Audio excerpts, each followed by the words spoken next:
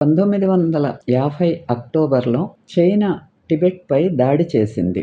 కానీ పాశ్చాత్య ప్రభుత్వాలు దీనిని ఒక అంతర్గత విషయంగా భావించి టిబెటన్లకు సహాయం చేయడానికి ఏమీ చేయలేదు. సంప్రదాయాలు పూర్తిగా నిర్మూలించబడతాయి. ప్రజల జన్మ హక్కులు హరించబడతాయి. 1931లోనే 13వ దలైలామా టిబెట్ ప్రజలను ముందుగానే హెచ్చరించారు. మనం మనల్ని రక్షించుకోవడానికి సిద్ధంగా ఉండాలి. లేకపోతే టిబెట్ ప్రాచీన రాజ్యం నుండి తనను తాను వేరు చేసుకునే ప్రయత్నాలను కొనసాగిస్తే ఒక స్వతంత్ర రాజ్యంగా మనం మనుగడ సాగించలేము. మనం మన విజేతలకు బానిసలమవుతాము అని ఆయన చెప్పారు.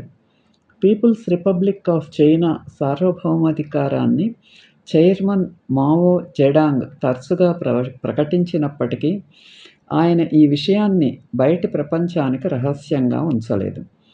అక్టోబర్ 1, 1949న టిబెట్ను చైనాలో ఒక భాగంగా పరిగణిస్తున్నట్లు ప్రకటించే చట్టం కూడా ఆ ప్రకటనలలో ఒకటి.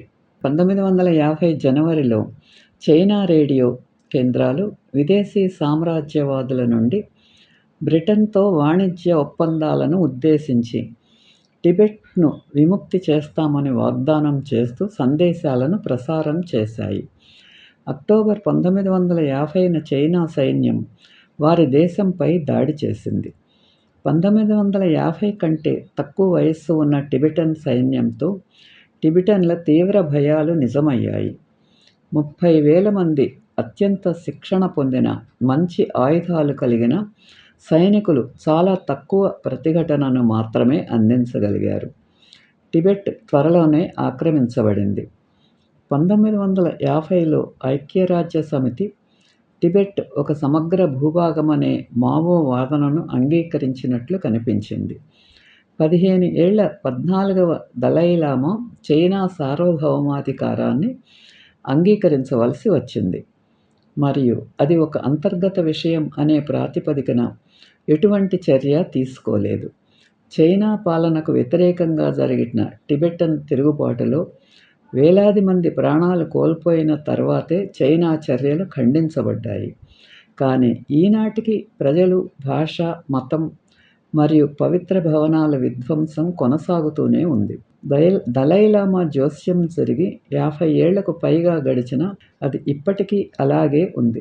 నిజం ప్రతి ఒక్కరూ గొప్ప బాధ మరియు భయంతో నెమ్మదిగా గడిచే పగళ్ళు మరియు రాత్రులతో జీవించవలసి వస్తుంది.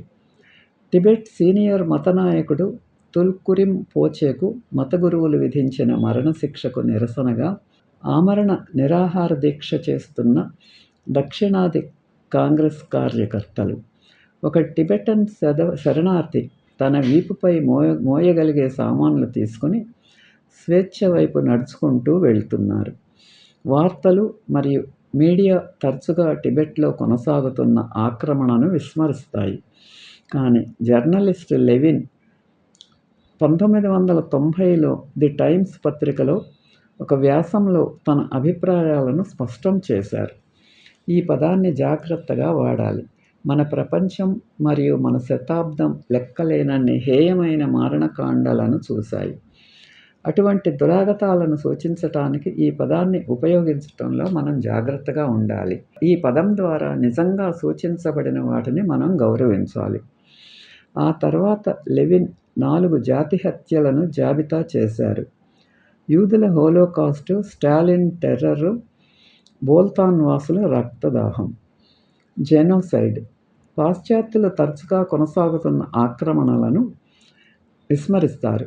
పాత్రికేయుడు మరియు రచయిత Bernard Levin the theatrical and మహోన్నత పత్రికలోని ఒక వ్యాసంలో తన భావాలను స్పష్టం చేశారు. అటువంటి దురాగతాలను సూచించటానికి ఈ పదాన్ని ఉపయోగించడం సులభం, కానీ దానిని పరిమితం చేయకుండా జాగ్రత్తగా ఉపయోగించాలి. మన ప్రపంచం మరియు ప్రస్తుత శతాబ్దం లెక్కలేనన్ని సామూహిక హత్యలు, దారుణమైన నేరాలను చూశాయి. అవి ఈ పుస్తకంలో స్పష్టంగా పేర్కొనబడ్డాయి. లెవిన్ గత 60 సంవత్సరాల జాతి నిర్మూలనలు, యూదు హోలోకాస్ట్, స్టాలిన్ నాయకులు, ఖెర్మరూజ్ మరియు సాంస్కృతిక విప్లవ జ్వాలల కింద ఉన్మాదులచే ప్రజలకు మరియు పౌరులకు ఏమి జరిగిందో వివరించారు. ఈ సంఘటన 1950లో జరిగినప్పుడు మీరు ఎక్కడ ఉన్నారో చూడండి. ఈ వీడియో మీకు నచ్చితే లైక్ చేసి, షేర్ చేసి, సబ్స్క్రైబ్ చేయండి.